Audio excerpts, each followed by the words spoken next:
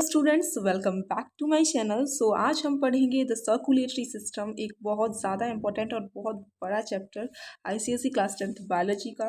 तो चलिए अब स्टार्ट करते हैं अपने चैप्टर को एक नई एनर्जी के साथ।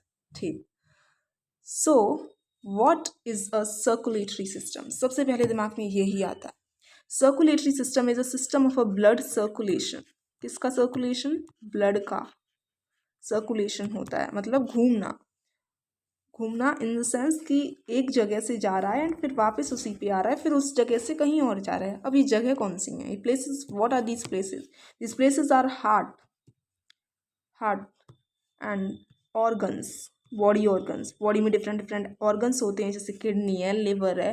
These are organs of the body. ठीक, तो ये हार्ट से जा रहा है, हार्ट से तो जा रहा है और ऑर्गन्स के थ्रू वापस फिर हार्ट में आ रहा है। अब जब ये आता है ना, तो ये वेंस के थ्रू आता है। किसके थ्रू आता है? वेंस के थ्रू। और जाता है तो किसके थ्रू जाता है? आर्टरीज के थ्रू। किसके थ्रू? आर्टरीज के थ्रू। ये आर्टरीज एंड वेंस हैं क्या? एक ट्यूब है, एक पाइप जैसी चीज़ें हैं जिनके थ्रू ब्लड ट्रांसपोर्ट होता रहता है। Okay, now we'll move further. तो every organ in our body requires the involvement of the circulating body fluids. हमारी बॉडी में हर एक ऑर्गन को चाहिए कि उसके पास सर्कुलेटिंग बॉडी फ्लूइड्स आए, जैसे ब्लड है, बहुत इंपॉर्टेंट है। क्यों? अब ऑर्गन्स को क्यों चाहिए ये ब्लड? इसलिए चाहिए क्योंकि ये यहाँ से न्यूट्रिएंट्स ट्रांसफ़र करेगा, ये यहाँ पर और क्या कर सकता है? ये एंटीबॉडीज़ लाएगा एंड बहुत सारी चीज़ें होती हैं, तो वो हम फंक्शंस में जानेंगे। Okay, so move further. So body fluids are of mainly 3 types: blood, tissue fluid and lymph. Blood, tissue fluid and lymph. अब ये टिश्यू फ्लूइड क्या है? सो टिश्यू फ्लूइड एक ऐसा फ्लूइड होता है जो सेल्स के बीच में, बॉडी की जो सेल्स होती हैं उनके बीच में जो खाली स्पेसेस रह जाते हैं, उनके बीच में ये फिल होता है। ये कुछ इस तरीके से होता है, देखिए, आई एम ड्राइंग इट। इस तरीके से ये खाली स्पेसेस हैं, सेल्स। लेट कंसिडर ये रेड वॉल्स हैं, ये सेल्स हैं, तो इनके बीच में ये जो खाली स्पेसेस है, इसमें ये जो फ्लूइड है, ये फ्लूइड है। ठीक है, ये कौन सा फ्लूइड है? टिश्यू फ्लूइड है। कौन सा फ्लूइड है भाई? टिश्यू फ्लूइड है। हाँ, और इस टिश्यू फ्लूइड का एक और नाम है, वो नाम है इसका कौन सा? Interstitial fluid. ओके, इंटरस्टिशियल इसलिए क्योंकि ये बीच में होता है सेल्स के, इसलिए। Okay, so now we move further. अब what is the blood? The question arises कि ब्लड क्या चीज़ है। तो ब्लड एक नेवर स्टेशनरी फ्लूइड है। कैसा फ्लूइड है? नेवर स्टेशनरी फ्लूइड है। कैसा फ्लूइड है? नेवर स्टेशनरी है। What do we get to know by never stationary? क्या समझते हैं हम इससे? हम इससे समझते हैं कि ये कभी भी स्टेशनरी नहीं रहता। स्टेशनरी मतलब स्थिर नहीं रहता, एक प्लेस पे नहीं रहता, ये हमेशा घूमता रहता है, घूमता रहता है, घूमता रहता है। Always in motion. The heart, it moves from heart to the arteries and back through the veins. Heart से ये आर्टरीज के थ्रू ऑर्गन्स में जाता है एंड फिर वीन्स के थ्रू ये आ जाता है back to the heart. Heart में फिर से आ जाता है। जैसे मैं आपको जल्दी से बता दूं, जैसे कि आपके माइंड पे हमेशा रहे, और ये सारी चीज़ें बहुत ज़्यादा इंपॉर्टेंट है आपके लिए। ठीक, अच्छे से देखना इनको। तो ये हार्ट है हमारा। Okay, these are organs, these are organs and blood is moving to the organs through what? Through what? Through arteries. Arteries के थ्रू जा रहा है एंड वेन्स के थ्रू हार्ट में आ रहा है। ठीक, ये पिक्चर है ना, ये बहुत ज़्यादा ज़रूरी है। आपको लग नहीं रहा होगा बट बहुत इंपॉर्टेंट है, क्योंकि इसी से हम बहुत सारी चीज़ें समझते हैं। जैसे आर्टरीज के थ्रू हमेशा ब्लड जाता है और हमारी बॉडी में बहुत सारी आर्टरीज हैं और उनके नाम भी हमें याद करने पड़ेंगे कुछ के, तो जैसे पल्मोनरी आर्टरी, पल्मोनरी वेन्स, तो वो, और कोरोनरी आर्टरी हार्ट से रिलेटेड है। तो आर्टरीज और वेन्स को आपको पता होना चाहिए कि ये क्या चीज़ है। एक ट्यूब है ब्लड को ट्रांसफ़र करने के लिए। ओके, अभी फर्दर आगे चलते हैं। तो कलर कैसा है ब्लड का? Blood is bright red when in artery and deep red when in Wien.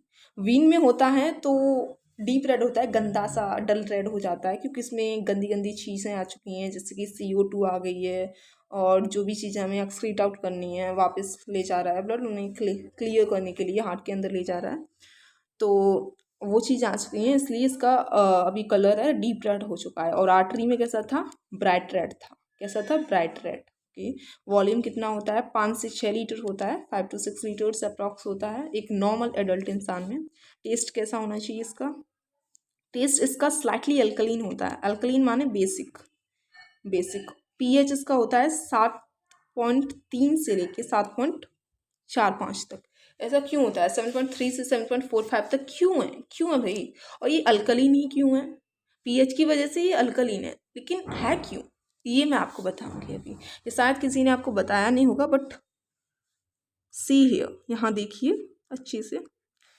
तो हमने 1 से लेके 7 तक इधर एंड 7 से लेके 14 तक इधर एक टेबल बनाया।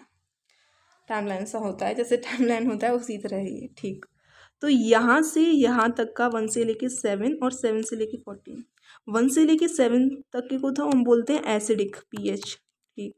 एंड यहाँ से हम बोलते हैं बेसिक। 7 से लेके 14 तक हम बेसिक बोलते हैं। अब क्यों बेसिक बोलते हैं? क्योंकि यहाँ ये पीएच इसका 7 से 14 के बीच में हो जाता है, तो बहुत रिएक्शंस में फ़र्क आ जाता है, ठीक। तो बेसिक को ही हम अल्कलीन बोलते हैं। और क्योंकि ये 7 से ज़्यादा है, 7.3 है और 7.45 है, इसीलिए ये अल्कलाइन है। समझ में आया? तो इस तरीके से देख लीजिए। Now we proceed further. Now we'll learn the functions of blood. The blood forms a clot when which serves to prevent the loss of blood and the entry of disease causing germs. Blood एक clot बना लेता है, ऐसा reddish brown colour का। एक आपने देखा होगा कहीं भी हमें चोट आ जाती है तो उधर एक क्लॉट सा बन जाता है, एक ऐसा इस तरीके का कुछ बन जाता है, तो इसे क्लॉट बोलते हैं। क्या बोलते हैं? इसे क्लॉट बोलते हैं। ये क्यों होता है? ताकि ब्लड फ्लो ना करे बॉडी से बाहर और हमारे अंदर कुछ ऐसे जम्स ना चले जाएं कि जो हमें डिजीज़ जिससे कॉज कर दें, इसलिए तो ये एक बैरियर बन जाता है अंदर बाहर जाने के लिए। ओके, तो बहुत अच्छी चीज़ है ये क्लॉट, पता है। White blood cells protect the body from the disease bye engulfing bacteria. White blood cells होती हैं वो हमें डिजीज़ से बचाती हैं। कैसे? बैक्टीरिया को इनगल्फ कर लेती हैं, खा जाती हैं। जब हमारी बॉडी के अंदर कोई बैक्टीरिया घुस जाते हैं तो वो उनको खा जाती हैं WBCs। इसीलिए ये WBCs इम्यूनिटी में बहुत अच्छा रोल प्ले करती हैं। इम्यूनिटी क्या है? हमारी बॉडी को बचाने की एक क्षमता है डिजीज़ से, उसमें ये बहुत बड़ा रोल प्ले करती हैं। अब antibodies produced by the blood neutralises poisonous substances और किल जर्म्स। हमारी बॉडी में जो एंटीबॉडीज बनाता है ब्लड, तो वो पॉइजनस सब्सटेंसेस को न्यूट्रलाइज कर देता है, ख़त्म कर देता है, एंड जर्म्स को किल कर देता है, मार देता है। ये एंटीबॉडीज़ वगैरह मार देती हैं, तो इसीलिए एंटीबॉडीज़ भी बहुत ज़रूरी है। तो देखिए कितने 3 इसने अभी हमें वो बताए, अपने रोल्स बताए ब्लड ने। तो ये ब्लड से ही हो रहे हैं, एंटीबॉडीज़ ब्लड में ही होती हैं, WBCs ब्लड में ही होती हैं, इसीलिए ये ब्लड के ही फंक्शंस हैं। ओके, और फंक्शंस इंपॉर्टेंट होते हैं ऑब्वियसली, तो याद कर लेना। तो blood transport digested food from the alimentary canal to the tissue. तो ब्लड क्या करता है? डाइजेस्टेड फूड को, जो फूड हमारे स्टमक में, हमारे इंटेस्टाइन में डाइजेस्ट हुआ है, उसे एलिमेंट्री कनाल से लेके टिश्यूज तक भेजता है। Okay, it's fifth function is, अब 5वां फंक्शन है, it transports excretory materials. Excretory materials होते हैं जैसे आपका यूरिक एसिड है, आपके जो भी सब्सटेंसेस आपके अंदर जो एक्सक्रीट आउट करने होते हैं, तो उन्हें टिश्यूज से लेके लीवर तक पहुंचाता है, किडनी तक और स्किन तक। क्यों पहुंचाता है? एलिमिनेशन के लिए। एलिमिनेशन क्या है? बाहर निकालना बॉडी से, इसे एलिमिनेशन बोलते हैं। तो स्किन कैसे निकालती है? आपने कभी देखा है स्किन का जो एक्सक्रीशन का प्रोसेस? वो ऐसा होता है कि स्किन से एक पसीना निकलता है ना, पसीना स्वेट निकलता है, वही स्किन उसी में रोल प्ले करती है एक्सक्रीशन में। तो उसमें पसीने में सॉल्ट्स जाते हैं, हमारी बॉडी में जो सॉल्ट्स बेकार की चीज़ें हैं वो बाहर निकलती हैं, तो ऐसे स्किन रोल प्ले करती है। ओके, तो blood helps in keeping the temperature of the body uniform by distributing heat. अब ब्लड टेम्परेचर को बहुत गंदा हो गया, अभी इसे क्लियर कर लेते हैं। तो ब्लड क्या करता है? Helps in keeping the temperature of the body uniform by distributing heat. Distribute कैसे कर रहा है? टेम्परेचर को कांस्टेंट रखता है, कम ज़्यादा नहीं होने देता, अपनी बॉडी के को नॉर्मल रखता है। और फीवर की अलग बात है, उसमें अलग केस हो जाता है क्योंकि उसमें वो फाइट कर रहा होता है जर्म से, इसीलिए उसका टेम्परेचर राइज हो जाता है। तो हीट को डिस्ट्रीब्यूट कैसे करेगा, देखिए बॉडी में ये फ्लो करता रहेगा, तो एक जगह से दूसरी जगह हीट जाती रहेगी तो वो नॉर्मल हो जाएगी एक टाइम पे। तो ऐसे ये टेम्परेचर को कांस्टेंट रखता है। अब छठवां फंक्शन है इसका, सिक्स्थ वाला, हीमोग्लोबिन ऑफ आरबीसीज के अंदर एक हीमोग्लोबिन, एक प्रोटीन होता है, वो कंबाइन करता है ऑक्सीजन के साथ to form oxyhaemoglobin. This is the most important, one of the most important word. This is a key word. You can consider it as a key word of this function.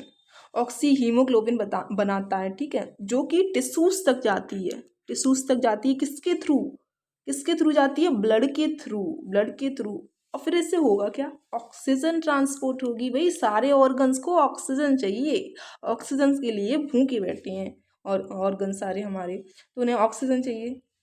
Blood ले जाता है, blood के अंदर RBC होती हैं। आपने red blood cells सुना है?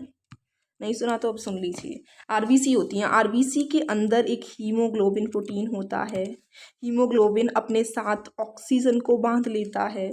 अब ये जो O2 है, अब ये ब्लड में जो सेल्स होती हैं, ब्लड के साथ ही ये फ्लो करती रहती हैं, तो ये ऑर्गन्स के पास भी जाती हैं। जब ये ऑर्गन्स के पास जाती हैं तो ऑर्गन्स इनसे O2 खींच लेते हैं और CO2 डाल देते हैं। इस तरीके का केस होता है इनके साथ। अब हमारे 6 फंक्शंस हो गए हैं, अब आगे चल रहे हैं हम। अब ब्लड का कॉम्पोजिशन क्या है?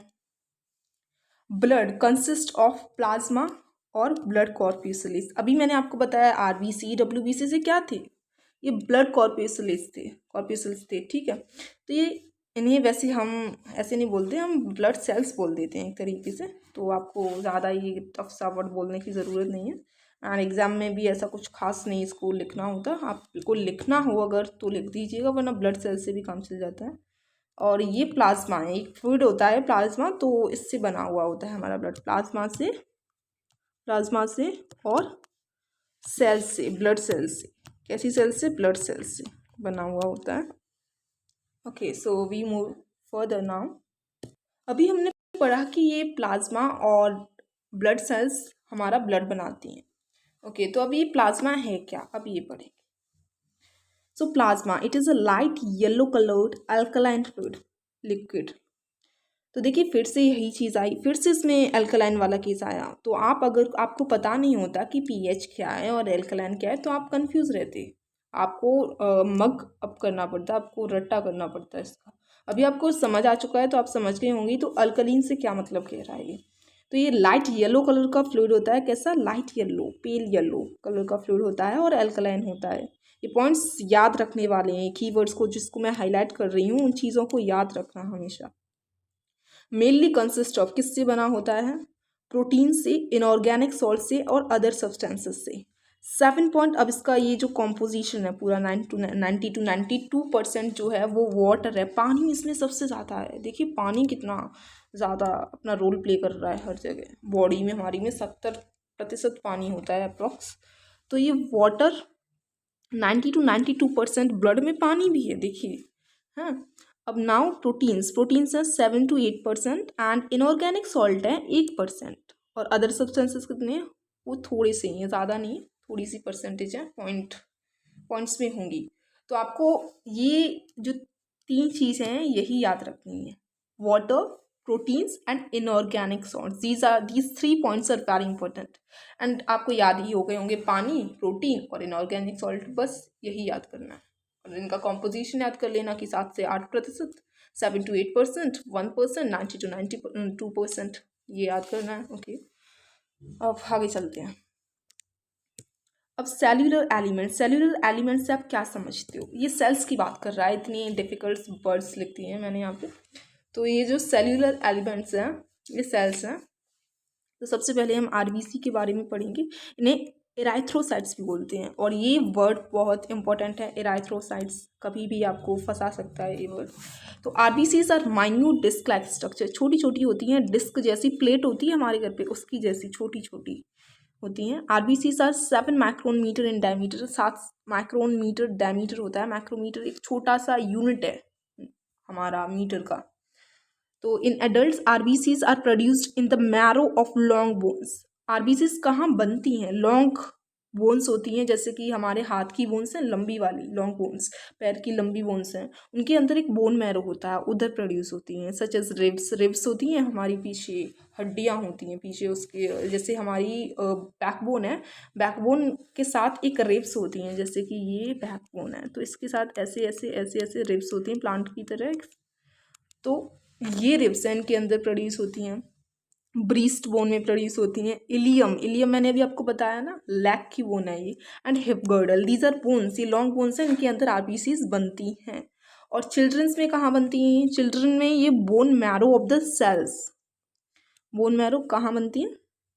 आर प्रोड्यूस्ड, देखिए बच्चों में ना ये सेल्स के अंदर बनती हैं, ठीक। कब तक? 5 साल तक बनती है। ये पॉइंट ज़्यादा इंपॉर्टेंट नहीं है, इसको याद मत करना, फालतू का ये। आप इसमें mature RBCs do not have nuclei, ये बहुत ज़्यादा इंपॉर्टेंट पॉइंट है। मेच्योर आरबीसीज में न्यूक्लियाई नहीं होता है, okay.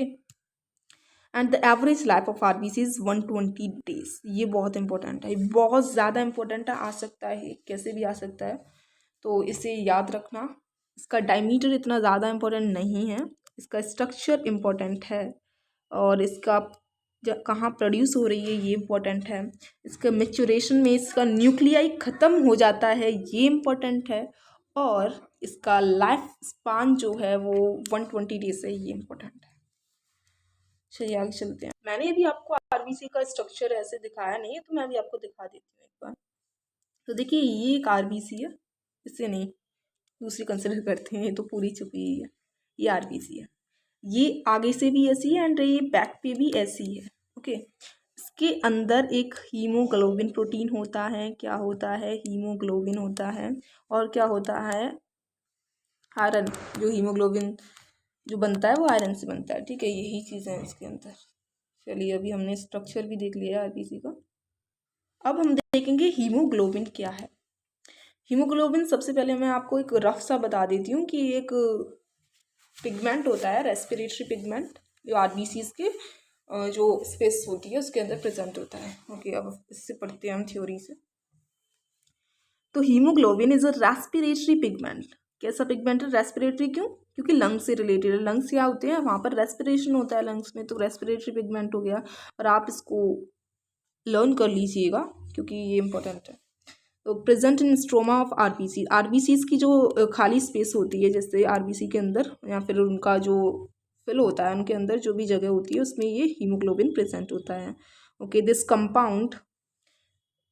Compound delivers oxygen to tissues, oxygen को डिलीवर करता है। मैंने कहा था ना, हीमोग्लोबिन O2 को बांध लेता है अपने साथ, तो इस हिसाब से ये डिलीवर कर देता है O2 को टिश्यूज के पास ले जाके, ब्लड के थ्रू ये जाता है। जैसे ये ब्लड फ्लो कर रहा है, हमारा ब्लड जा रहा है, इस ब्लड के अंदर ही क्या है? आरबीसी है। आरबीसी के अंदर क्या है? हीमोग्लोबिन है। हीमोग्लोबिन ने किसको पकड़ा है? O2 को पकड़ा है। हीमोग्लोबिन O2 किसको देगा? जब ये ब्लड के थ्रू किसी ऑर्गन के पास जाएगा। अभी हम इसको ऑर्गन मान लेते हैं, ये जो हमारी आरबीसी है इसको अभी हम ऑर्गन मान लेते हैं। तो ये जो ऑर्गन है, जब ये हीमोग्लोबिन या फिर जो ब्लड इसके पास आएगा तो इसको O2 दे जाएगा, तो ऐसा केस है। चलिए, तो ये मैंने आपको पहले ही बता दिया था ऑक्सी हीमोग्लोबिन क्या है, तो दोबारा पढ़ने की कोई ज़रूरत नहीं, बस ऑक्सीजन को बांध लेता है और ऐसे ऑक्सी हीमोग्लोबिन नाम दे देते हैं, okay. Haemoglobin has a very strong affinity for carbon monoxide, carbon monoxide के लिए बहुत ज़्यादा इसके अंदर वो है अट्रैक्शन। हीमोग्लोबिन जो है वो CO को किसको? CO को, कार्बन मोनोऑक्साइड को बहुत ज़्यादा अट्रैक्ट कर लेता है, तो ये क्या बना लेता है? कार्बोक्सी हीमोग्लोबिन बना लेता है, जो कि बहुत हार्मफुल चीज़ है हमारे लिए, बहुत ज़्यादा हार्मफुल चीज़ है। और स्टेबल कंपाउंड हो रहा है, ऊपर से कैसा है? ये स्टेबल है, टूटता नहीं है आराम से। और जब ऐसा हो जाता है ना तो इंसान की डेथ हो जाती है, जब ये कार्बोक्सी हीमोग्लोबिन बॉडी के अंदर बनता जाता है। और क्योंकि ये स्टेबल है तो हम इसे रोक नहीं सकते, तो इंसान मर जाता है। Carboxy haemoglobin reduces the capacity of the blood, blood की कैपेसिटी को रिड्यूस कर देता है। कैपेसिटी कौन सी? ऑक्सीजन को ट्रांसपोर्ट करने की कैपेसिटी को, क्षमता को रोक देता है, ऑक्सीजन को ट्रांसपोर्ट नहीं होने देता। ऑक्सीजन ट्रांसपोर्ट नहीं होगा तो ऑर्गन्स को ऑक्सीजन नहीं मिलेगा, ऑर्गन्स को ऑक्सीजन नहीं मिलेगा तो ऑर्गन्स काम नहीं करेंगे, काम नहीं करेंगे तो हमारी डेथ हो जाएगी। बस ये सिंपल सा कॉन्सेप्ट है, पर है खतरनाक बहुत।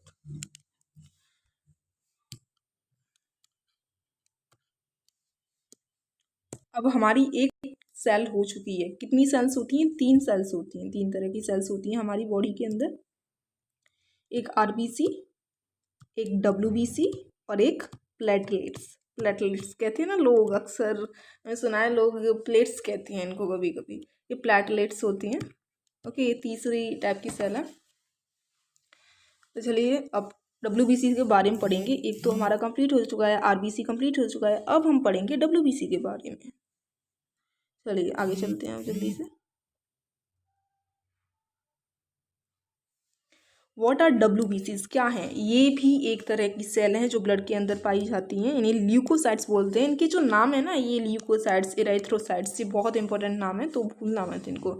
डब्ल्यूबीसीज आर अमीबॉइड, अमीबा की तरह होती है। आपने पढ़ा होगा अमीबा एक ऐसा ऐसा ऐसा होता है कुछ इस तरीके से, उसमें एक सेल होती है। तो इस तरीके का, इसी तरीके की सेल्स होती हैं डब्ल्यूबीसीज। आप एक फ़ोटो भी देख सकते हो डब्ल्यूबीसी का, तो ऐसी सेल होती हैं। डब्ल्यूबीसीज are produced in bone marrow, bone marrow में प्रोड्यूस होती हैं, वो भी हमारी bone marrow of lymph nodes, lymph nodes में, बोन मैरो में, इनमें प्रोड्यूस होती हैं। आरबीसी भी बोन मैरो में बन रही थी, बट वो only and only bone marrow में बन रही थी। ठीक, और वो मरती किस में है उसका मैंने मरने का नहीं बता पाया आपको। स्प्लीन के अंदर उसे मार दिया जाता है, इसको आरबीसी को स्प्लीन के अंदर मार दिया जाता है। ठीक, तो उसको मैंने मरने की एक जगह बता दी आपको, ये ग्रेवयार्ड बोलते हैं इसको, स्प्लीन को, आरबीसी का। ये भी इंपॉर्टेंट चीज़ है बहुत, इसीलिए मैंने आपको बताई है अलग से। तो डब्ल्यूबीसी अमीबॉइड है पहली बात। फिर ये बोन मैरो में प्रोड्यूस हो रही हैं, लिम्फ नोड्स में ये प्रोड्यूस हो रही हैं, एंड लीवर में भी प्रोड्यूस होती हैं, स्प्लीन में भी प्रोड्यूस होती हैं। जो स्प्लीन मैंने अभी आपको बताया, ग्रेवयार्ड किसका है? ग्रेवयार्ड किसे बोलते हैं? वो कब्रिस्तान बोलते हैं, आरबीसी का कब्रिस्तान है वो, ठीक है, उसका टूम्ब वहाँ बनता है। ओके, तो आरबीसी वहीं मरती है और डब्ल्यूबीसी वहाँ पैदा होती है। आरबीसी तो वहाँ मरती है और डब्ल्यूबीसी वहाँ पैदा होती है स्प्लीन के अंदर। तो लीवर है, स्प्लीन है, लिम्फ नोड्स हैं, बोन मैरो है, इन जगह पे डब्ल्यूबीसी प्रोड्यूस होती है। और वो किस पे प्रोड्यूस हो रही थी? वो बस बोन मैरो में प्रोड्यूस हो रही थी आरबीसी। चलो, average life of a WBC is 2 weeks. 2 week इसकी एवरेज लाइफ है, ज़्यादा नहीं चलती, मर जाती है जल्दी। और वो कितनी चलती थी? वो 120 दिन तक जिंदा रहती थी। चलो, और ज़रूरी भी है यार, वो ब्लड है हमारा, ब्लड पूरा वही बना रही है ज़्यादातर। तो डब्ल्यूबीसीज तो हमें, डब्ल्यूबीसीज भी ज़रूरी हैं, बट डब्ल्यूबीसीज भी 2 हफ्ते के बाद बन जाती हैं। डब्ल्यूबीसीज are classified into 2 categories, 2 categories में इन्हें डिवाइड किया गया है, ग्रैन्युलर एंड अग्रेन्युलर। जिनके अंदर ग्रैन्यूल्स होते हैं इस तरीके के, उन्हें ग्रैन्युलर बोलते हैं, और जिनके अंदर नहीं होते हैं उन्हें अग्रेन्युलर बोलते हैं। तो 2 तरह की होती हैं, इस शेप के बेसिस पे इनको डिवाइड किया गया है। ठीक, चलिए अब आगे प्रोसीड करते हैं। Now will learn about leukaemia. बहुत ज़रूरी कीवर्ड है leukaemia. Leukaemia is a cancer in which the number of डब्ल्यूबीसीज increases many fold at the cost of RBCs. देखिए, आरबीसीज तो मरती जाती हैं, ये मरती जाती हैं और ये बढ़ती जाती हैं, मतलब आरबीसी कम होती जा रही हैं और डब्ल्यूबीसी बढ़ती जा रही हैं। जब ऐसा कुछ हो जाता है ना, तो उसे हम बोलते हैं ल्यूकेमिया, और ये एक तरह का कैंसर होता है। ठीक, चलिए आगे चलते हैं हम। अब ल्यूकोपीनिया क्या है? Leukopenia is abnormal decrease in the number of डब्ल्यूबीसीज। अचानक से पता नहीं अजीब सा एक डिक्रीज होता है, डब्ल्यूबीसीज गिरती जाती हैं, उसे ल्यूकोपीनिया बोलते हैं। तो इनके नाम में आप अंतर समझिएगा और आपके इनके फंक्शन में भी अंतर समझिएगा। ल्यूकेमिया क्या है? ल्यूकेमिया क्या है? एक कैंसर है। क्या है? एक कैंसर है, और आरबीसीज को मारकर डब्ल्यूबीसीज बनती हैं इस जगह पे। ठीक, ल्यूकोपीनिया क्या है? ल्यूकोपीनिया एक एबनॉर्मल, अजीब सा इंक्रीज है डब्ल्यूबीसीज के नंबर में। इन चीज़ों में डिफरेंस जानिएगा, इन दोनों कीवर्ड्स में। ठीक, अच्छे से पढ़िएगा। एग्जाम के टाइम पे अगर आपने मैंने पढ़ाया वो पढ़ लिया, आई एम श्योर आप गलत करके ही नहीं आ सकते कुछ। तो ल्यूकोपीनिया और ल्यूकेमिया ये 2 चीज़ें डिफरेंट हैं, अलग अलग हैं। बहुत अच्छे से इनका डिफरेंस याद करना, जैसे कि ये कैंसर है और दूसरी क्या है? Just increase the number of WBCs है। नाउ वी मूव अहेड, आगे चलते हैं। अब पढ़ेंगे हम फंक्शंस ऑफ WBCs। फंक्शंस, तो WBCs के फंक्शंस क्या हैं? पहला ये करती है फैगोसाइटोसिस। फैगोसाइटोसिस, फैगोसाइटोसिस ये बहुत इंपॉर्टेंट फंक्शन है इसका। Okay, WBCs particularly neutrophils engulf foreign substances. इधर ये लाइन आ गई, neutrophils, mainly neutrophils engulf foreign substances. अब फॉरेन ये इंसान नहीं है, फॉरेन की ना ही ये उनके फॉरेन का सामान है, ये जम्स की बात कर रहा है, ये जम्स की बात कर रहा है जो डिजीज कॉज करते हैं उनकी कह रहा है। स्पेशली बैक्टीरिया, ठीक है, बैक्टीरिया को ज़्यादातर इनगल्फ मतलब खा जाती हैं, ये खा जाती हैं। This defence mechanism against germ, defensive है एक्चुअली, ये डिफेंसिव है इधर। ओके, दिस डिफेंसिव मैकेनिज्म खुद को प्रोटेक्ट करने के लिए जो मैकेनिज्म ये करती हैं, इसी मैकेनिज्म को हम फैगोसाइटोसिस कहते हैं। ठीक है, ये प्रोसेस है, एक मैकेनिज्म है, इसको फैगोसाइटोसिस नाम दे दिया जाता है। अब दूसरा फंक्शन क्या है? इन्फ्लेमेशन। इन्फ्लेमेशन क्या होता है? Inflammation occurs due to the reaction of tissues to injury. Inflammation किससे होता है? Reaction of tissues to injury and to localised invasion of germs. जो जम्स को मार देती है ना, उस जगह पे इन्फ्लेमेशन हो जाता है, तो ये इन्फ्लेमेशन भी इन्हीं की वजह से होता है। ठीक है, ल्यूकोसाइट्स स्पेशली मोनोसाइट्स। मोनोसाइट्स, अब इनके नाम है, ये 5 तरह की होती हैं। WBCs 5 टाइप्स की होती हैं। ठीक, तो एक ग्रेन्युलर होती हैं, एक एग्रेन्युलर होती हैं, वो फर्दर डिवाइड होकर 5 तरह की बनती हैं। ठीक, तो leucocytes specially monocytes migrate through the walls of the blood vessels by diapedesis and fight the germs. ये क्या है कि ब्लड वेसल्स है ना, ब्लड वेसल्स जो ट्यूब है, ब्लड वेसल्स उसकी दीवार को फाड़ कर निकल जाती हैं। अब कैसे निकल जाएंगी? ये ऐसे निकलती हैं कि ये छोटी होती हैं एक तो बहुत, एंड दूसरी इनका एक मूवमेंट होता है, ऐसे करके ये घूमती रहती हैं ऐसे ऐसे, तो ये उसी मूवमेंट को करते करते ये जम्स को खाने के लिए ब्लड वेसल्स को भी पास आउट कर जाती हैं, एंड इस प्रोसेस को हम डायपेडेसिस बोलते हैं। ये जो ब्लैक कलर के जो वर्ड्स मैंने हाईलाइट करवाए हैं बहुत ज़्यादा ज़रूरी वर्ड्स हैं। इन्फ्लेमेशन इतना ज़्यादा ज़रूरी नहीं है, अगर आपको करना हो तो आप कर लीजिएगा, बट इतना ज़्यादा ज़रूरी वर्ड नहीं है। बट तो इसको काट दीजिए, इसे करना भी नहीं आपको, इसमें से बस इसको करना है, डायपेडेसिस को और फैगोसाइटोसिस को। ओके, WBC का ये लास्ट फंक्शन रह गया है, इसे जल्दी से ख़त्म करते हैं क्योंकि हमें लेक्चर भी छोटा करना है आपके लिए। तो फॉर्मेशन ऑफ एंटीबॉडीज़, ये एंटीबॉडीज़ बनाती हैं। एंटीबॉडीज़ क्या है? हमें प्रोटेक्ट करती हैं। तो कौन बनाती हैं? WBCs specially lymphocytes produce antibodies. Lymphocytes, lymph जानते हो आप? लिम्फ उसी से रिलेटेड है ये लिम्फोसाइट। ये एंटीबॉडीज़ बनाती हैं जो किसको मारती हैं? जम्स को मारती हैं या फिर उनको न्यूट्रलाइज कर देती हैं, उनका इफेक्ट को मतलब ख़त्म कर देती हैं, बचा लेती हैं ऑर्गन्स को। अब हम पढ़ेंगे कितनी तरह की WBCs होती हैं। WBCs 2 कैटेगरीज में, पहली ग्रैन्युलर है। ओके, ग्रैन्युलर जिनमें साइटोप्लाज्म कंटेन्स ग्रैन्यूल, जिनके साइटोप्लाज्म के अंदर एक छोटे छोटे से दाने से होते हैं, उनको ग्रैन्युलर बोलते हैं। चलो, ये हैं न्यूट्रोफिल्स, एओसिनोफिल्स एंड आगे भी है एक, मैं आपको बताऊंगी बाद में। तो न्यूट्रोफिल जो है इसका न्यूक्लियस में 3 से 4 लोब होते हैं, ये ज़रूरी है। स्टेन विद न्यूट्रल डाइस, और ये स्टेन होती है न्यूट्रल डाइस से। डाई मतलब कलर होता है एक। फंक्शन क्या है? Destroy bacteria by phagocytosis. ये क्या परफॉर्म करती है? फैगोसाइटोसिस यही करती है। कौन सी? न्यूट्रोफिल्स। न्यूट्रोफिल्स फैगोसाइटोसिस करती हैं। फंक्शन बहुत इंपॉर्टेंट है इसका। लोकेशन कहाँ प्रोड्यूस होती है? वही बोन मैरो में प्रोड्यूस होती हैं।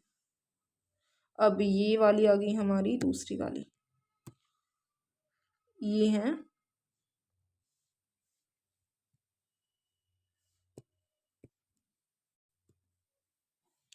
तो ये जो एओसिनोफिल्स हैं इनका जो कंसंट्रेशन है 2 से 2.3% ही है, 2.3% है। ये परसेंट ज़्यादा इंपॉर्टेंट नहीं, बस आप ये याद रखिएगा कि ये सबसे ज़्यादा होती हैं थोड़ी सी, एंड ये कम होती हैं। आपको न्यूट्रोफिल्स ज़्यादा याद रखनी है, ये इंपॉर्टेंट भी है क्योंकि ये फैगोसाइटोसिस से रिलेटेड है। मैं आपको अभी सब कुछ इंपॉर्टेंट वगैरह बता रही हूँ, इसलिए वीडियो लंबा भी हो सकता है थोड़ा सा।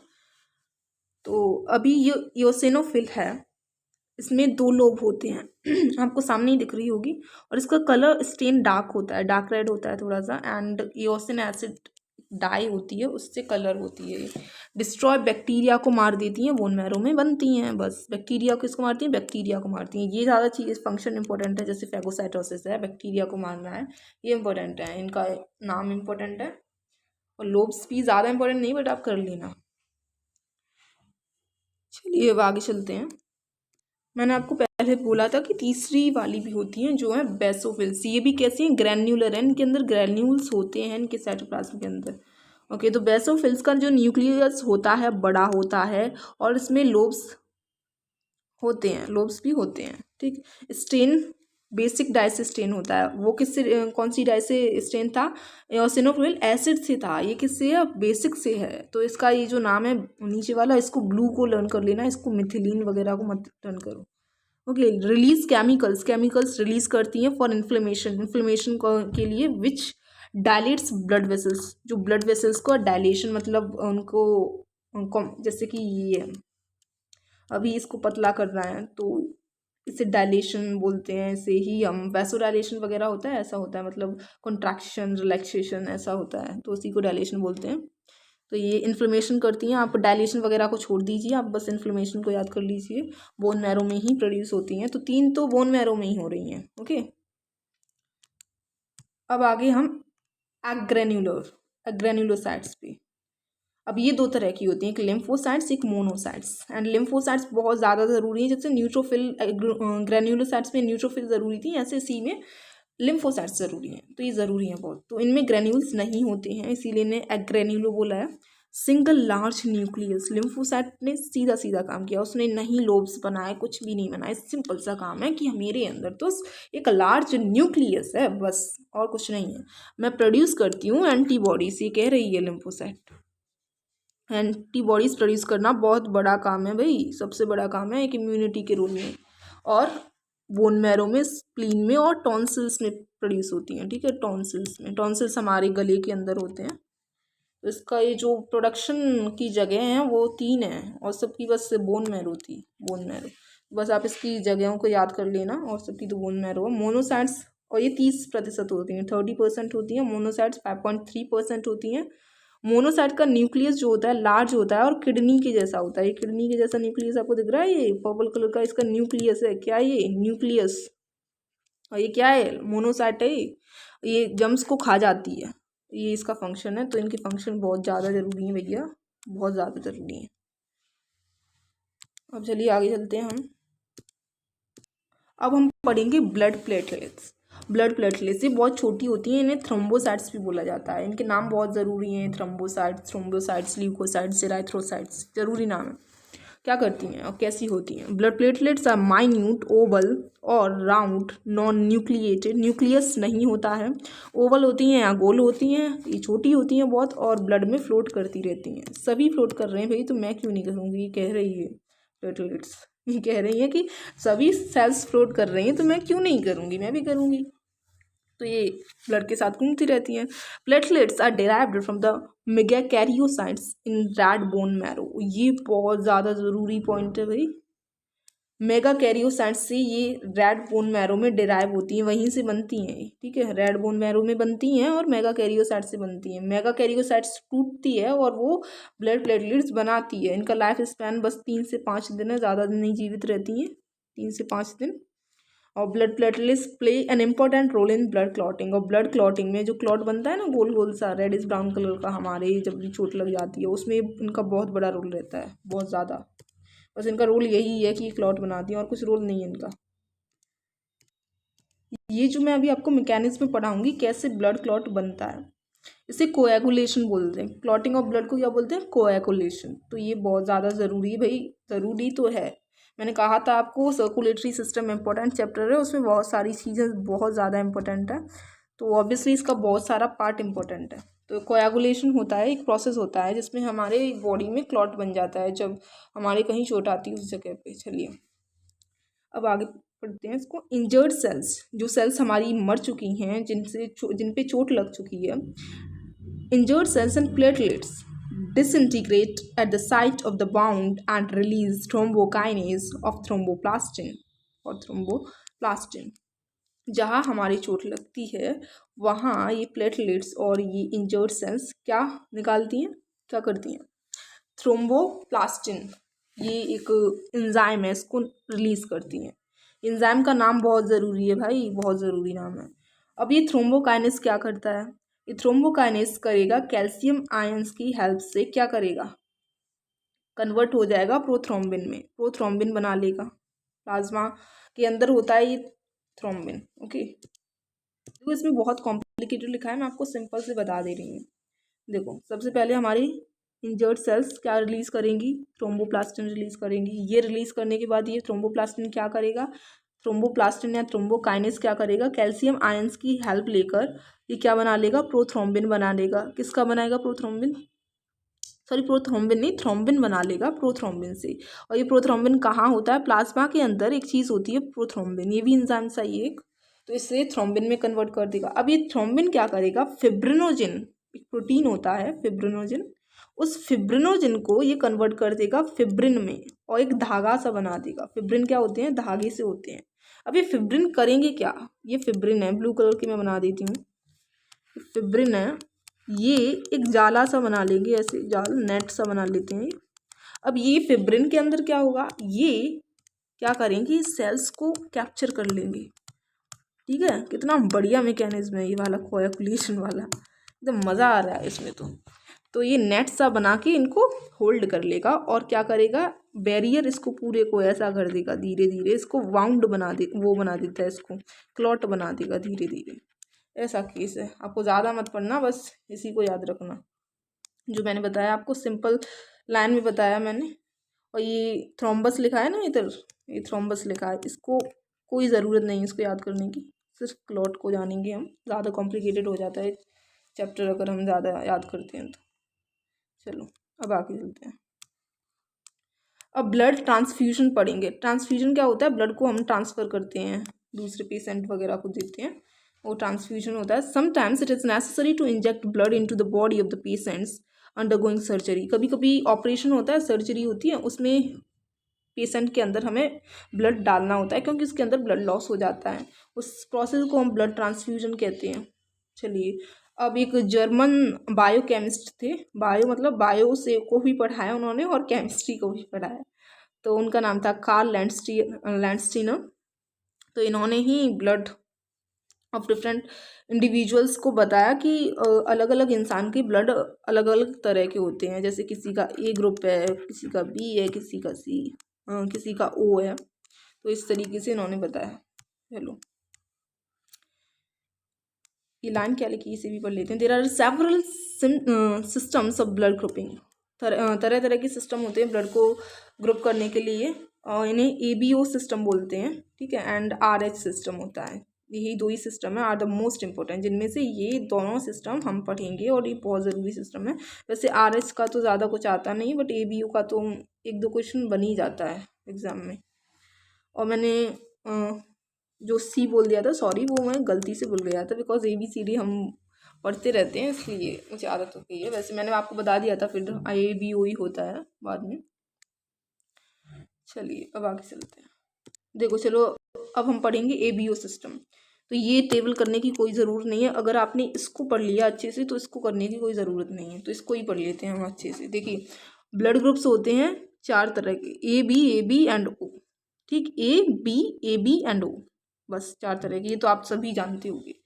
तो O को हम बोलते हैं यूनिवर्सल डोनर। क्यों बोलते हैं, क्योंकि ये सबको ब्लड दे सकता है, सबको, O को, A को, B को एंड AB को, ठीक। अब AB को हम बोलते हैं यूनिवर्सल रिसिपिएंट, ये सबसे ब्लड ले सकता है, सबसे ब्लड ले सकता है बस। और एक और बात मैं बता दूं, जैसे ए है, अब ये ए से ब्लड ले सकता है, ठीक, B से नहीं ले पाएगा, लेकिन ए से ब्लड ले सकता है, तो सेम ब्लड ले सकते हैं, ए से ए ले सकता है, B से B ले सकता है, एंड O तो सबको दे सकता है और AB सबसे ले सकता है। तो ऐसा केस है, बस ये कुछ चीज़ें याद रखिए, जैसे यूनिवर्सल डोनर, यूनिवर्सल रेसिपिएंट, ये बस याद रखिए। और ये 4 तरह के ब्लड ग्रुप होते हैं, और O A A B, इनके नाम याद कर लो बस, ये बहुत है। एनर्जी थोड़ी ख़त्म हो गई है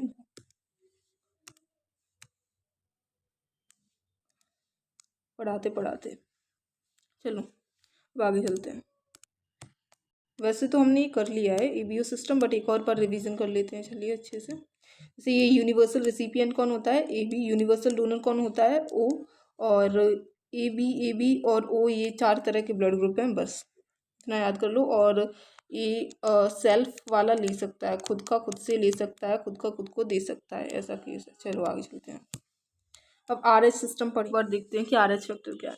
ये RH फैक्टर जब किसी के ब्लड के अंदर होता है और वो किसी दूसरे इंसान के ब्लड के अंदर जब हम ट्रांसफ़र करते हैं ब्लड को, वहाँ पर अगर RH फैक्टर प्रेजेंट नहीं है तो क्या होगा, वो इंसान का ब्लड जो जिसके अंदर RH फैक्टर नहीं था, वो RH फैक्टर के अगेंस्ट एंटीबॉडीज़ बना देता है, और इसकी वजह से उसकी डेथ भी हो सकती है। Lead to death, even lead to death भी हो सकती है। बस वैसे ज़्यादा कुछ इंपॉर्टेंट नहीं, बस यही पॉइंट इंपॉर्टेंट है इसमें, और ये इंपॉर्टेंट है, जस्ट ये 2 पॉइंट इंपॉर्टेंट है, कर लेना तो इनको अच्छे से। अब पढ़ेंगे हम टिश्यू फ्लूइड। क्या पढ़ेंगे अभी हम, टिश्यू फ्लूइड। तो टिश्यू फ्लूइड क्या है, मैंने आपको पहले ही बताया था कि सेल्स के बीच में प्रेजेंट होता है टिश्यू फ्लूइड, तो इसे इंटरसेल्यूलर भी बोलते हैं और टिश्यू फ्लूइड भी बोलते हैं। आप इसे पढ़ लेते हैं एक बार पॉइंट को। As blood flows in the capillaries में जब ब्लड फ्लो करता है टिश्यूज की में, तो होता क्या है, the plasma of the leucocyte जो होती है WBCs, उनका जो ल्यूकोसाइट होता है प्लाज्मा लीक कर जाता है, प्लाज्मा जो होता है उनसे लीक कर जाता है थ्रू देयर वॉल्स, उनकी वॉल्स के थ्रू। किसकी वॉल्स के थ्रू, ल्यूकोसाइट्स की वॉल्स के through, and baths the cell, and cell से बाहर निकल जाता है। फिर किस में भर जाता है, ये सेल्स के बीच के में भर जाता है, और इसी फ्लूइड को हम बोलते हैं टिश्यू फ्लूइड और इंटरसेल्यूलर फ्लूइड। चलो अब cells absorb oxygen and other nutrients and give out carbon dioxide to tissue fluid. अब यहीं एक रोल प्ले हो जाता है। देखिए वो लीक तो गलती से हुआ था, लेकिन रोल बहुत बड़ा प्ले हो जाता है। कैसे, यहीं पर कार्बन डाइऑक्साइड और ऑक्सीजन का ट्रांसफ़र और न्यूट्रिएंट्स का भी ट्रांसफ़र होता है। जैसे कि ये सेल्स हैं आपकी, ओके, यहाँ अगर हम माने कि फ्लूइड प्रेजेंट है, इधर फ्लूइड प्रेजेंट है ये ब्लू कलर का, ओके, बेचारी सेल्स तो मुझे लगा गई इधर से, मैंने इतना मोटा ले लिया है पेन, कोई नहीं, चलो ऐसे ही समझते हैं कि जो सेल्स है हमारी उनसे क्या निकला, एक प्लाज्मा निकला जिसने एक फ्लूइड बनाया, टिश्यू फ्लूइड या इंटरसेल्यूलर फ्लूइड। अब इसी फ्लूइड के साथ हमारा ऑक्सीजन और कार्बन डाइऑक्साइड और न्यूट्रिएंट्स का ट्रांसफ़र होता है। सिंपल इतना ही समझिए। आप मैकेनिज्म में घुसोगे तो आपको ज़्यादा पढ़ना पड़ेगा, रहने दो से मैकेनिज्म को। अब हम पढ़ेंगे कि लिम्फ और लिम्फेटिक सिस्टम क्या है। लिम्फ भी एक तरह का फ्लूइड है, मैंने आपको बताया था बॉडी फ्लूइड होते हैं 3 तरह के, टिश्यू फ्लूइड, ब्लड, और एक हमने क्या पढ़ा था, हाँ अब अभी हम पढ़ेंगे लिम्फ। 3 तरह के होते हैं मेनली, हम 2 पढ़ चुके हैं, टिश्यू फ्लूइड पढ़ चुके हैं और हम ब्लड पढ़ चुके हैं। तो ब्लड तो बहुत बड़ा था, लेकिन टिश्यू फ्लूइड ज़्यादा बड़ा नहीं है। चलिए पढ़ते हैं अब लिम्फ है, और जो लिम्फेटिक सिस्टम है वो किसका सिस्टम है, लिम्फेटिक सिस्टम लिम्फ वेसल्स और लिम्फ का सिस्टम है, ठीक है। एंड लिम्फ वेसल्स क्या है, ये लिम्फ को लिम्फ नोड्स तक ले जाती है। इसमें एक और चीज़ इंक्लूड कर लेना, लिम्फ नोड्स, वैसे ज़्यादा ज़रूरी नहीं बट आप इंक्लूड कर लेना लिम्फ नोड्स, ठीक। 3 चीज़ों को अगर आपको कंसिस्टेंसी पूछे उसकी कि किससे बना हुआ है, तो इन 3 चीज़ों को आप लिख देना पेपर में। तो लिम्फ वेसल्स होती हैं, ये लिम्फ को ले जाती हैं लिम्फ नोड्स के अंदर, ठीक। ये फंक्शन किसका है, लिम्फ वेसल्स का फंक्शन है। अब ये लिम्फ नोड से होता क्या है, लिम्फ वेसल्स अगेन लिम्फ को वेना कावा के अंदर ले जाती हैं। वेना कावा एक ब्लड वेसल्स है, इसके अंदर लिम्फ जो फ्लूइड होता है ये जाता है, ओके। राइट ऑरिकल एक हार्ट का एक पार्ट होता है, ये आपको हार्ट दिख रहा है, इधर एक पार्ट होता है, उसमें जाने से पहले वेना कावा लिम्फ को ले जाती है, ओके। लिम्फ को, जैसे ये वेना कावा है, वेना कावा, तो इस वेना कावा में लिम्फ आ जाएगा एंड ये राइट ऑरिकल में पास आउट हो जाएगा। ये जो सिस्टम आपको सामने दिख रहा है, इसे लिम्फेटिक सिस्टम बोलते हैं। इसमें ये जो लिम्फ वेसल्स हैं, ये पर्पल कलर की थ्रेड जैसे, इन्हें लिम्फ वेसल्स बोलते हैं। और ये जो पॉइंट्स ये इधर दिख रहे हैं आपको, इन्हें लिम्फ नोड्स बोलते हैं। एंड दीज आर टॉन्सिल्स, हमारे गले के अंदर टॉन्सिल्स होते हैं। ये इलियम है। इलियम क्या है? एक इंटेस्टाइन का एक हिस्सा है इलियम। और ये स्प्लीन है, जहाँ पर मैंने बताया था आपको WBCs बनती हैं। तो स्प्लीन है जहाँ WBCs बनती हैं, और यहाँ पर RBCs को मार दिया जाता है। RBCs यहाँ मरती हैं, WBCs यहाँ बनती हैं। तो ये स्प्लीन हमारे स्टमक के पास होता है। हमारा जो स्टमक होता है उसी के पास ये स्प्लीन ऑर्गन होता है। तो ये भी एक लिम्फेटिक सिस्टम का हिस्सा है। तो ये जो आपके पास ये नाम लिखे हुए हैं सामने, ये सारे लिम्फेटिक सिस्टम के एक पार्ट हैं। अब हम देखेंगे कॉम्पोजिशन, लिम्फ किस किस से बना हुआ है। तो लिम्फ का जो सेल्यूलर पार्ट होता है, ल्यूकोसाइट्स जो WBCs है ना, उन्हीं से बना हुआ है। मैंने कहा था ना आपको, ल्यूकोसाइट्स से बना हुआ होता है। और एक प्लाज्मा जब लीक हो जाता है ब्लड वेसल से, तो उससे बना हुआ होता है। तो ये जो ल्यूकोसाइट्स हैं ये हैं। एंड नॉन सेल्यूलर पार्ट, जो सेल से नहीं बना हुआ है, जो नॉन सेल्यूलर पार्ट होता है उसमें वाटर होता है 94% और सॉलिड्स होते हैं 6%। आप ये मत कंसिडर करना कि पूरा लिम्फ ही इतना होता है 100% वाटर और सॉलिड का, ठीक। तो सॉलिड्स में हम सेल्स को ले सकते हैं, ल्यूकोसाइट्स को। तो ये कॉम्पोजिशन ऑफ लिम्फ बनाते हैं। अब फंक्शन पढ़ लेते हैं लिम्फ का। तो लिम्फ उस जगह पे ऑक्सीजन और न्यूट्रिशन ट्रांसपोर्ट करता है जहाँ ब्लड नहीं जा सकता। जहाँ हमारा ब्लड नहीं जा सकता वहाँ लिम्फ ऑक्सीजन और न्यूट्रिशन पहुँचाता है। और क्या करता है? एक्सेस टिश्यू फ्लूइड, जो ज़्यादा टिश्यू फ्लूइड होता है उसको बाहर निकालता है। और मेटाबोलाइट्स को, इनको, ये ज़्यादा ज़रूरी पॉइंट नहीं है, ना करो तो ही अच्छा है इस पॉइंट को आप। लिम्फोसाइट्स और मोनोसाइट्स होती हैं लिम्फ के अंदर, वो डिफेंस मैकेनिज्म में हेल्प करती हैं, ठीक। डिफेंस मतलब इम्यूनिटी से रिलेटेड। अब एक स्प्लीन है, एक लिम्फेटिक ऑर्गन है, ओके। इसका लोकेशन ज़्यादा इंपॉर्टेंट नहीं है, बट इसके बारे में पता होना चाहिए थोड़ा सा। तो ये क्लेंच्ड फिस्ट का जितने साइज़ का होता है, मतलब हम अगर मुट्ठी बांध लें तो उतना बड़ा होता है ये। इसका कलर होता है रेडिश ब्राउन। और एब्डोमेन के पास, मैंने कहा था एब्डोमेन में सिचुएटेड होता है, कहाँ? बिहाइंड द स्टमक, स्टमक के पीछे प्रेजेंट होता है। मैंने आपको बताया था पहले कि स्टमक के पीछे प्रेजेंट होता है, अब द लेफ्ट किडनी के ऊपर। अब इसका फंक्शन पढ़ लेते हैं। Acts as a blood reservoir, blood इसमें रखा रहता है जब भी हमें ज़रूरत पड़ती है बॉडी को ब्लड की, तो इसके पास होता है। प्रोड्यूसेस लिम्फोसाइट्स बनाता है। डिस्ट्रॉय वॉर्न आउट आरबीसी को मारता है। मैंने बताया था ग्रेवयार्ड ऑफ RBC बोलते हैं स्प्लीन को, ओके। एंड एम्ब्रायो में RBC को बनाता है। देखिए ये हम जैसे एडल्ट्स में, हम जो बड़े लोग हैं उनमें तो ये RBCs को मारता है, बट छोटे बच्चे में, एक एम्ब्रायो में, ये RBCs को बनाता है, ओके। अब छोटा बच्चा मत कहिए, I mean it is when zygote becomes bigger, उसे एम्ब्रायो बोलते हैं। तो उसके अंदर ये स्प्लीन में RBCs बनती है। देखिए इसमें क्या है, आपकी बुक में अलग तरीके से दिया हुआ है कंटेंट, जैसे कि उसमें सर्कुलेटरी सिस्टम पहले आ जाता है। मैंने तो पढ़ी है बुक, तो मुझे पता है कि सर्कुलेटरी सिस्टम पहले आ जाता है, लेकिन मैंने जो नोट्स बनाए हैं इनमें बाद में आया है। बट मैं आपको एक चीज़ बता रही हूँ कि इसमें हर एक पॉइंट है, every point is there mentioned, okay. जो स्प्लीन वाला नहीं था वो भी बाद में आया, तो ऐसा केस है। पर इसमें every point, each and every point है, कोई भी पॉइंट ऐसा नहीं है जो नहीं है। तो बिलीव करना, इन पे रिलाई करना। अगर आप वीडियो से भी चीज़ करके जाओगे, पूरा कंटेंट पढ़ के जाओगे, तो आई नो कि आपका सर्कुलेटरी सिस्टम बिल्कुल अच्छे से हो चुका होगा। तो चलिए अब पढ़ते हैं आगे। तो blood in our body circulates in a closed manner, circulate करता रहता है थ्रू ब्लड वेसल्स के थ्रू, एक पाइप होते हैं उनके through. Such type of blood circulation is called closed vascular circulation system. एक क्लोज्ड होता है, एक ओपन होता है, दो तरह के सर्कुलेटरी सिस्टम होते हैं। एनिमल्स में तो ओपन प्रेजेंट होता है, लेकिन हम ह्यूमंस में क्लोज्ड होता है। एनिमल्स में कुछ अलग तरीके का होता है, उसमें एक ओपन स्पेसेस होती हैं, तो उनके थ्रू ब्लड जाता है। बट हमारे अंदर क्या है, सिर्फ ब्लड वेसल्स हैं, उन्हीं के थ्रू जा रहा है। तो ऐसा केस है।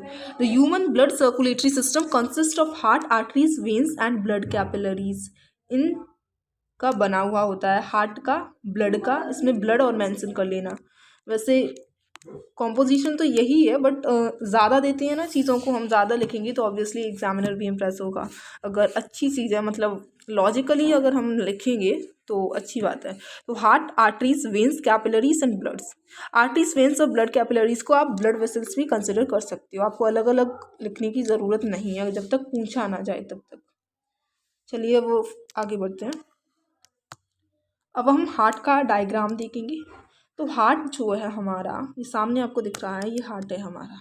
ओके, तो ये जो ऊपर वाला एक जो आपको दिख रहा है ये ब्लड वेसल है, मतलब बहुत मोटा है बट ये ब्लड वेसल से, इसे आउटा बोलते हैं। ये सुपीरियर वेना कावा है इधर का, एंड ये राइट आर्टरियम है। ये राइट आर्टरियम है इतना। ये राइट वेंट्रिकल है। ओके, ये राइट वेंट्रिकल है। Okay, these are pulmonary veins, ये पल्मोनरी वीन्स हैं। ओके, एंड ये लेफ्ट आर्टरियम है, बहुत आगे से छोटा दिख रहा है बट पीछे होगा, ये बैक पे होगा ज़्यादा। एंड पल्मोनरी ट्रंक, ये ट्रंक ज़्यादा ज़रूरी नहीं है, आपका डायग्राम हार्ट का बहुत ज़रूरी है भाई। आपको मेंशन करने के लिए आ सकता है, मतलब आपको दे दिया जाएगा डायग्राम और आपसे पूछा जाएगा कि इसमें क्या, ये क्या चीज़ है, जैसे कि ये आउटा है तो ये क्या नाम है इसका, ऐसे आ जाता है लेबल करने के लिए। और नीचे वाला जो ये है ये इन्फीरियर वेना कावा है। ओके, तो ये ह्यूमन हार्ट का डायग्राम हमने देख लिया, कर जाना अच्छे से, इसको इम्पोर्टेंट डायग्राम है। अब हम पढ़ेंगे हार्ट की लोकेशन। तो हार्ट कहाँ हमें मिलेगा, तो सेंटर में मिलेगा, बीच में, चेस्ट के बीच में मिलता है, बिटवीन द लंग्स, लंग्स के बीच में होता है, and above the diaphragm, diaphragm में ऐसा लंग्स के, ऐसे ये लंग्स हैं हमारे, नीचे का हिस्सा है, इसे हम डायफ्रैगम बोलते हैं, इनको लंग्स बोलते हैं। तो इनके बीच में, जैसे मैं रेड कलर से कर देती हूँ इसको, बिकॉज हार्ट को रेड कलर से ही देखा जाता है, तो इस जगह पे प्रेजेंट होता है। 12 सेंटीमीटर का होता है, about 12 centimetre in length and 9 centimetre in width. ज़रूरी नहीं है, जो ज़रूरी नहीं है मैं आपको बता देती हूँ, आपको बुक में कोई नहीं बताएगा बट मैंने यहाँ आपको मेंशन कर करके बताया है हर बार। ओके, अब साइज़ कैसा है, एक एडल्ट ह्यूमन में हमारी फिस्ट जो होती है ना, फिस्ट उसके जितना ही होता है, जो हम मुट्ठी बनाते हैं उसी तरह होता है, थोड़ा सा बड़ा होता है मेरे ख्याल से उससे। अब कवरिंग क्या है, किससे कवर है, ये पेरिकार्डियम, एक मेम्ब्रेन होती है, एक लेयर होती है, उससे कवर होता है, एंड इसके अंदर एक पेरिकार्डियल फ्लूइड प्रेजेंट होता है। ये दोनों चीज़ें इंपॉर्टेंट है। ओके, पेरिकार्डियम और pericardial fluid. Chambers of the heart, 4 chamber होते हैं, 2 अपर आर्टरिया एंड 2 लोअर वेंट्रिकल्स। नीचे वाले जो चैम्बर, देखो ऐसे हार्ट को हम 4 चैम्बर्स में डिवाइड कर लेते हैं। जो ऊपर वाले होते हैं ना उन्हें तो आर्टरिया बोलते हैं, और जो नीचे वाले होते हैं उन्हें वेंट्रिकल्स बोलते हैं। ओके, अब पढ़ेंगे हम blood vessels entering the heart. कौन सी ब्लड वेसल्स हार्ट में एंटर करती हैं, आई मीन एंटर नहीं करती बट ब्लड आता जाता रहता है उनके अंदर से। चलिए, सुपीरियर वेना कावा, ये ब्लड वेसल्स बहुत ज़रूरी है भाई, चैप्टर ही बहुत ज़रूरी है तो इसके अंदर के जो टॉपिक्स हैं वो भी बहुत ज़रूरी है। तो superior vena cava, anterior vena cava, ये फालतू की चीज़ें, कोई ज़रूरत नहीं है इनको करने की। सुपीरियर वेना कावा मतलब जो ऊपर की तरफ है, ब्रिंग्स डीऑक्सीजनेटेड ब्लड, डीऑक्सीजनेटेड जिसमें ऑक्सीजन नहीं होती है, blood from interior part of the body, body से लाता है, ऊपर वाले पार्ट से लाता है। इंटीरियर क्यों, ऊपर से आ रहा है, ये सुपीरियर क्यों नाम है इसका, ऊपर से आ रहा है, मतलब हमारा जो दिमाग है, हमारी चेस्ट है, हमारे आर्म्स हैं, उधर से आ रहा है तो इसीलिए सुपीरियर बोलते हैं हम इसको। तो इसमें ऑक्सीजन नहीं होती है, ठीक है, उस ब्लड को ये लाती है सुपीरियर वेना का। फिर आता है इन्फीरियर, अब ये नीचे से ला रही है, बस वही डिफरेंस है कि वो ऊपर से ला रही थी, ये नीचे से ला रही है, और दोनों ही डीऑक्सीजनेटेड ब्लड ले जा रही हैं, सिंपल सा कॉन्सेप्ट है। पल्मोनरी वीन, पल्मोनरी वीन, अब देखिए वैसे तो आर्टरीज क्या करती हैं, आर्टरीज ऑक्सीजनेटेड ब्लड ले जाती हैं, लेकिन यहाँ वीन ऑक्सीजनेटेड ब्लड ले जाएगी। ये एक्सेप्शन है, ये बहुत ज़्यादा इंपॉर्टेंट है क्योंकि ये आपसे एक्सेप्शन है इसलिए पूछ लिया जाता है। तो बताइए कि कौन सी ऐसी वीन है जो ऑक्सीजनेटेड ब्लड ले जाती है, वो पल्मोनरी वीन है।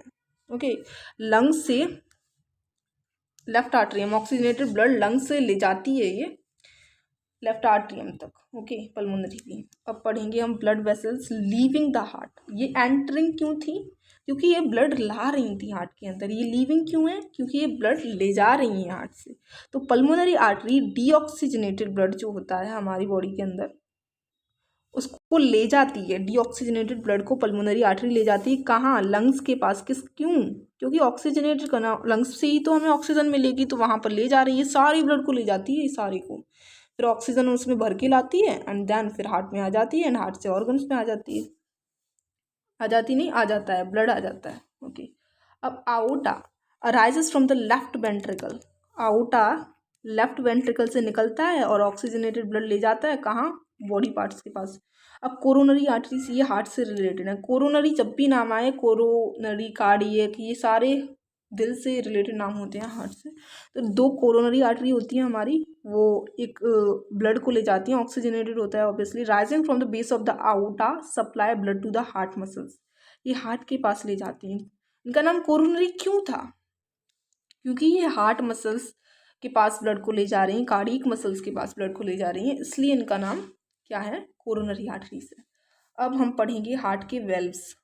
जितने आर्टरीज के नाम ज़रूरी है ना, उनसे ज़्यादा वेल्व्स के नाम ज़रूरी हैं। तो ट्राइकस्पिड वेल्व होता है, इसमें 3 कस्प होते हैं, इसलिए 3 कस्प होते हैं इसमें। बाइकस्पिड होता है, एक होता है pulmonary semi lunar valve and एक aortic semi lunar valve. Okay, तो ये कहाँ होता है? ट्राइकस्पिड होता है राइट आर्ट्रिकल, राइट ऑरिकल या राइट आर्ट्रियम बोल दीजिए, राइट आर्ट्रियो वेंट्रिकुलर वेल्व बोला जाता है, राइट वाले के बीच में प्रेजेंट होता है, इसलिए is located between the right atrium and the right ventricle. तो राइट आर्ट्रियम और राइट वेंट्रिकल के बीच में जो वेल्व प्रेजेंट होता है, एक ओपनिंग सी प्रेजेंट होती है, उसे बोलते हैं ट्राइकस्पिड वेल्व। ओके, कितने कस्प होते हैं इसके, कितने पार्ट होते हैं?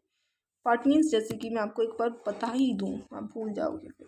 ऐसे ये एक, ये 2, 3, ये 3 कस्प हो गए, एंड इसके बीच से ब्लड दूसरे वेल्व में आता है। ओके, इस तरीके से ये एक वेल्व है, एक ऑरिकल है, एंड ये दूसरा वेंट्रिकल है, ऐसे ट्रांसफ़र होता है। ओके, तो अब हम पढ़ेंगे बाइकस्पिड वेल्व। ये लेफ्ट आर्ट्रियम और लेफ्ट वेंट्रिकल के बीच में प्रेजेंट होता है। फिर पल्मोनरी सेमिल्यूनर वेल्व, ये एक ओपनिंग, सारे वेल्व्स ही ओपनिंग है, सारे वेल्व्स क्या हैं? ओपनिंग ही हैं। तो opening present between right ventricle in the pulmonary artery. Pulmonary artery और राइट वेंट्रिकल के बीच में प्रेजेंट एक ओपनिंग है ये। ओके, वो किसके बीच में? ये ऊपर वाले जो प्रेजेंट थे, ये ऑरिकल और वेंट्रिकल के बीच में वेल्व थे, लेकिन यहाँ क्या डिफरेंस आ गया? पल्मोनरी आर्टरी और राइट वेंट्रिकल के बीच में है। इसी तरह से आउटिक और सेमी ल्यूनर वेल्व है।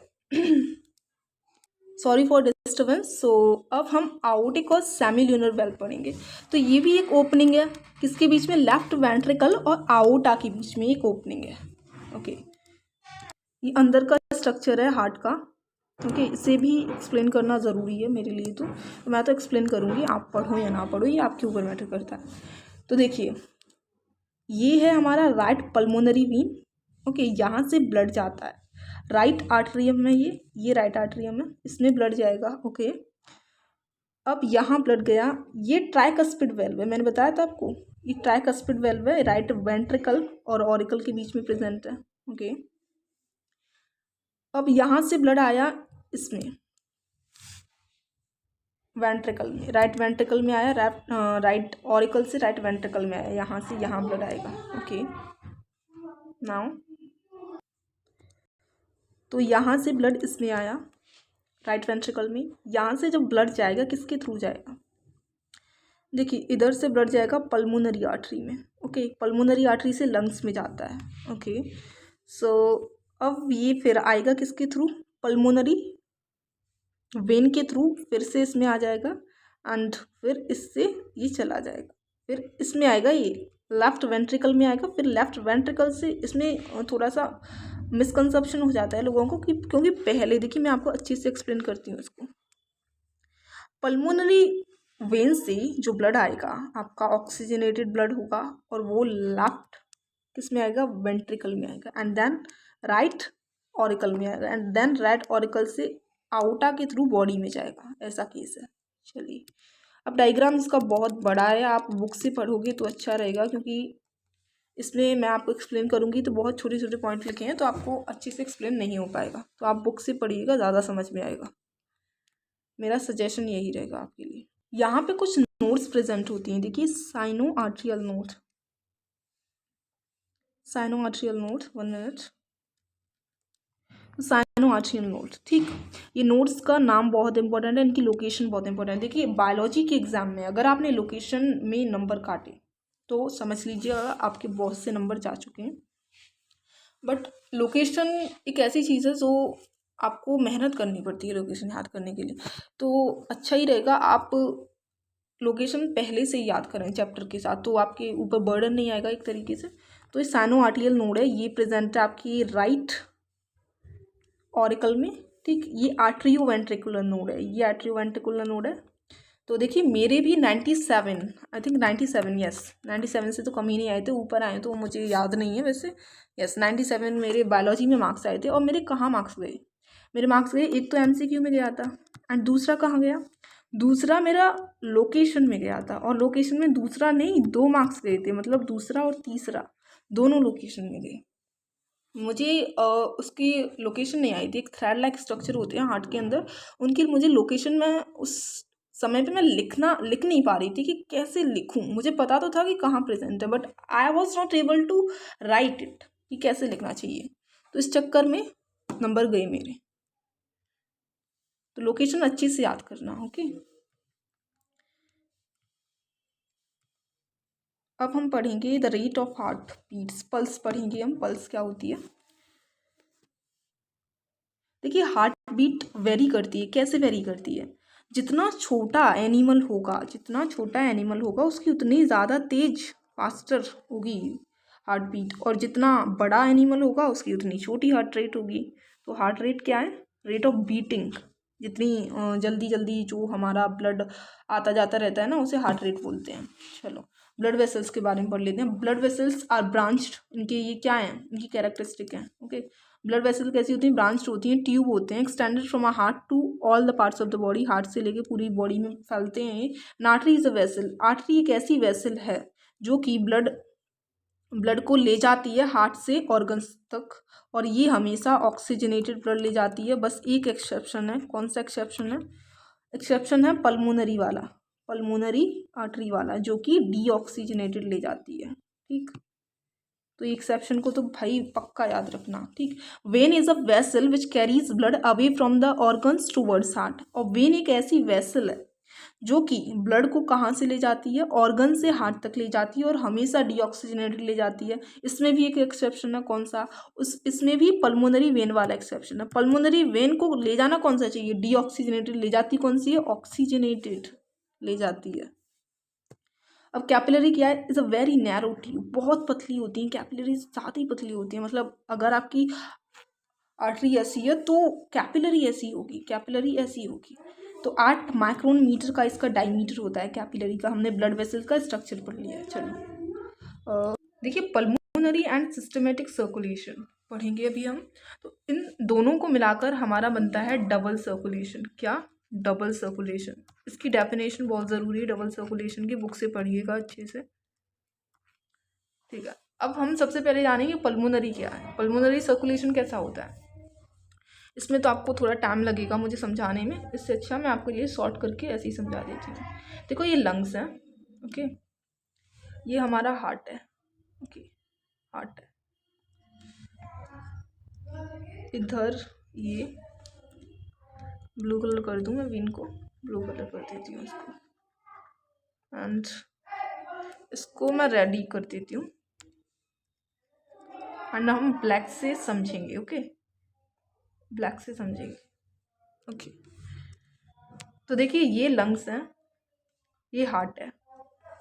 अब हार्ट के अंदर जो ब्लड है वो कैसा है, डीऑक्सीजनेटेड बॉडी से आया ब्लड, एंड वो लंग्स में गया, किस में गया, लंग्स में गया, एंड यहाँ पर लंग्स में ऑक्सीजन ले ली उसने और वो बन गया ऑक्सीजनेटेड। कैसा बन गया, ऑक्सीजनेटेड।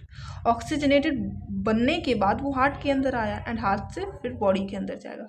बट इनके बीच में ये जो सर्कुलेशन हुआ लंग्स और हार्ट के बीच में, इसे बोलते हैं हम पल्मोनरी सर्कुलेशन। और पल्मोनरी क्यों बोलते हैं, क्योंकि ये पल्मोनरी क्या है, पल्मोनरी वेन है, एंड ये क्या है, ये पल्मोनरी आर्टरी है, एंड ये पल्मोनरी वीन है।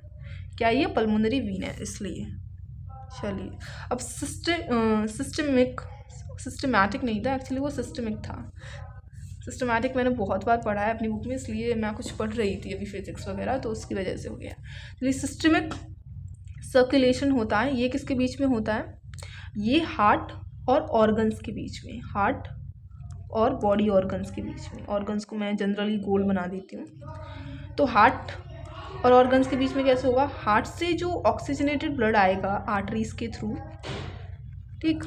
एंड ऑर्गन से ब्लड जाएगा वेंस के थ्रू, किसके थ्रू, वेंस के थ्रू, डीऑक्सीजनेटेड, कैसा जाएगा, डीऑक्सीजनेटेड ब्लड जाएगा।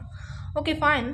तो इसमें ऐसा था क्या, समझने वाला क्या था, समझने वाला भाई ये था कि ऑर्गन्स और हार्ट के बीच में जो सर्कुलेशन हो रहा है उसी को हम सिस्टमिक सर्कुलेशन बोलते हैं। क्या बोलते हैं, उसी को हम सिस्टमिक सर्कुलेशन बोलते हैं।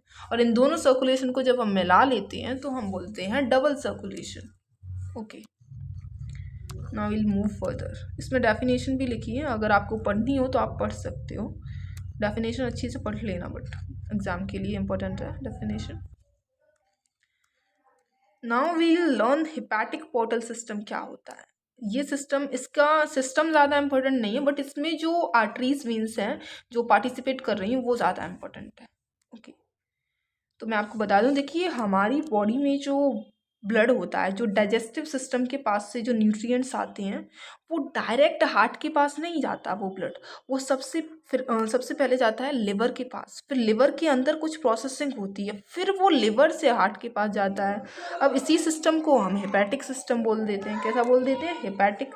अब हेपेटिक ही क्यों बोलते हैं, हेपेटिक इसलिए बोलते हैं भाई क्योंकि लीवर का नाम हेपेटिक से हमेशा रिलेट करते रहते हैं, हम लिवर को हमेशा हेपेटिक से रिलेट करते रहते हैं। ओके, तो अभी हम पढ़ते हैं, चलो। तो इसका साइज थोड़ा मैं बड़ा करूं, बड़ा सही रहेगा ना, पढ़ाई करते हैं अभी। 1 मिनट, 1 मिनट रुकिएगा बस। देखिए, तो इधर मैं आपको एक सिंपल एक्सप्लेनेशन दूंगी इसके बारे में, क्योंकि अगर हम ज़्यादा घुसेंगे इसके अंदर तो डिस्टर्ब हो सकते हैं। देखिए ऐसे पढ़ते हैं। देखिए डाइजेस्टिव ऑर्गन्स होते हैं हमारे, डाइजेस्टिव ऑर्गन्स होते हैं जैसे कि स्टमक है, इंटेस्टाइन है, स्प्लीन है, पैनक्रियास है। उनसे डीऑक्सीजनेटेड ब्लड होता है जिसमें न्यूट्रिएंट्स होते हैं। क्या होते हैं, nutrients.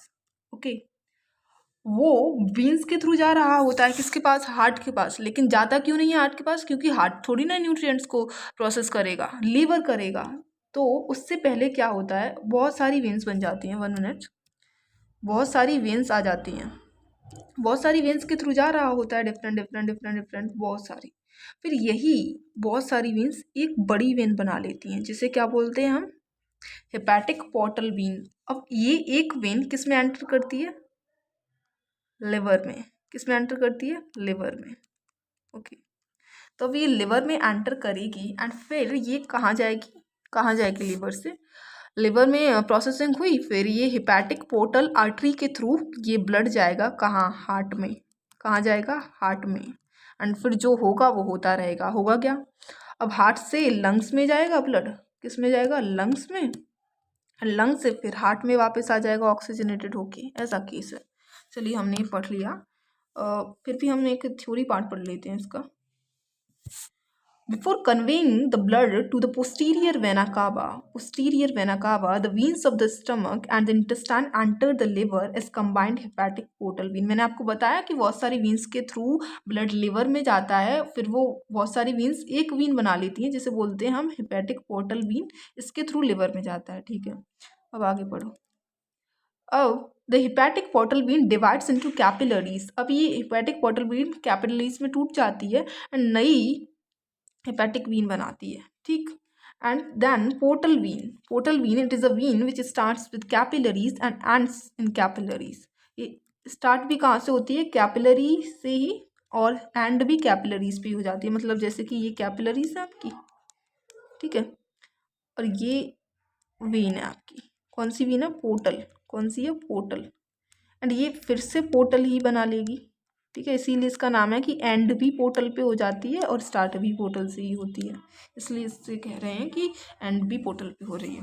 In the liver excess nutrients, ज़्यादा न्यूट्रिएंट्स होते हैं हमारी बॉडी में, ज़्यादा न्यूट्रिएंट्स भी हो जाते हैं हमारी बॉडी में, ज़्यादा खा लोगे तुम तो एक्सेस न्यूट्रिएंट्स होते हैं, वो स्टोर होते हैं और टॉक्सिक सब्सटेंसेस को डिटॉक्सिफाई कर दिया जाता है, मतलब ख़त्म कर दिया जाता है। एंड एक्सेस अमीनो एसिड को भी ब्रेक डाउन कर दिया जाता है। ऐसा लिवर में प्रोसेसिंग होती है, इसीलिए हेपेटिक पोर्टल सिस्टम बना। क्यों बना हेपेटिक पोर्टल सिस्टम, क्योंकि प्रोसेसिंग होनी थी किसकी, न्यूट्रिएंट्स की। जो ब्लड में न्यूट्रिएंट्स थे उन्हें वो लिवर के अंदर ले जाता है, तब हार्ट के अंदर ले जाती हैं वीन्स, और जो वीन ले जाती है उसे हेपेटिक पोर्टल वीन बोलते हैं। चलिए हमने ये तो पढ़ लिया, अब पढ़ेंगे हम पल्स क्या है। ये हार्ट का पार्ट है, ये मैंने एंड में रखा है क्योंकि बच्चे हार्ट पढ़ के शायद बोर हो जाते हैं इसलिए। तो the pulse is alternate expansion and elastic recoil. Pulse क्या है? Alternate expansion. जैसे हमारी ये ब्लड वेसल्स है, ये पहले चौड़ी होगी फिर पतली होगी। ऐसा क्यों रही है ये ऐसा? ये इसलिए कर रही है ताकि ब्लड फ्लो कर पाए। अगर आप इसको स्टेशनरी रखोगे, कुछ करोगे नहीं, तो ब्लड तो यहीं रह जाएगा, इसमें आराम से बैठा रहेगा। बट आप इसको कंप्रेस करोगे, डायलेट करोगे, तो ऑब्वियसली ब्लड को फ्लो करना पड़ेगा। और इसी ऑल्टरनेट एक्सपेंशन और रिकॉइल को हम बोलते हैं। और किसका रिकॉइल हो रहा है? आर्टरी की वॉल का। किसका हो रहा है? आर्टरी की वॉल का। वॉल ही तो करेगी भाई ऑल्टरनेट एक्सपेंशन और वो रिकॉइल, तो उसी को हम पल्स बोलते हैं। और ऐसा होता कब है? वेंट्रिकुलर सिस्टोल के टाइम पे होता है। किसके टाइम पे होता है? वेंट्रिकुलर सिस्टोल के टाइम पे होता है। ओके, वही लिखा हुआ है इधर, वेंट्रिकुलर सिस्टोल। आप डायस्टोल और सिस्टोल तो आप जानते ही होंगे, डायस्टोल और सिस्टोल। ओके, सिस्टोल भी जानते होंगे आप, इसको तो मुझे पढ़ाने की ज़रूरत नहीं है, तो हम 9th क्लास से पढ़ रहे हैं। तो ब्लड प्रेशर, अब ब्लड प्रेशर जो है क्या है? Blood pressure is the pressure which the blood flowing through the arteries exerts on the walls. अब जब ये कंप्रेस डायलेट होती हैं तो एक प्रेशर बन जाता है, उसी प्रेशर को हम ब्लड प्रेशर का नाम दे देते हैं। There are two kinds, systolic and diastolic. दो तरह के प्रेशर होते हैं। एक तो सिस्टोलिक होता है जब हार्ट हमारा कंप्रेस कर जाता है, the upper limit of the pressure, ज़्यादा प्रेशर होता है ना। It occurs each time when the heart contract, जब हार्ट कॉन्ट्रैक्ट करता है, एंड द फ्रेश ब्लड, जब ऑक्सीजनेटेड ब्लड बॉडी के ऑर्गन्स में जाता है तब सिस्टोलिक प्रेशर बनता है। एंड जब हार्ट रिलैक्स करता है, डायस्टोल करता है, तो उसकी प्रेशर कम बनता है और उस प्रेशर को बोलते हैं हम डायस्टोलिक प्रेशर। ठीक, और एक और चीज़ लिखी हुई है इधर, this pressure is observed between two heart beats, और दो हार्ट बीट्स के बीच में ये जो प्रेशर होते हैं वो देखे जाते हैं। The normal blood pressure of an adult man, एक नॉर्मल इंसान का 100 से 140 होता है, वैसे 120 भी हम कंसिडर कर लेते हैं कभी कभी। एंड सिस्टोलिक एंड डायस्टोलिक 60 से 80 होता है। ओके, इसका नाम बहुत इंपॉर्टेंट है, बहुत, हाँ बहुत हो सकता है, बट मेरे ख्याल से ज़्यादा भी इम्पोर्टेंट नहीं है, गलती से मुझसे निकल गया। तो स्फैगोमैनोमीटर एक इंस्ट्रूमेंट है जिससे ब्लड को मेज़र किया जाता है। ओके, ब्लड को मेज़र किया जाता है। आपने देखा होगा, हम देखते हैं कि बीपी की मशीन, बीपी, उसे स्फैगोमैनोमीटर ही बोलते हैं। ओके, तो उससे ब्लड प्रेशर को हम देखते हैं। तो यहाँ पर हमारा चैप्टर का एंड होता है और हमने बहुत अच्छे से चैप्टर पढ़ा है। तो वीडियो अच्छी लगी तो लाइक करना एंड चैनल को सब्सक्राइब करना if you want the videos like these which I have told you very theoretically and very detailed. So thank you for listening my video. Actually thank you, मुझे भी बोलना चाहिए, आपको भी बोलना चाहिए। Thank you.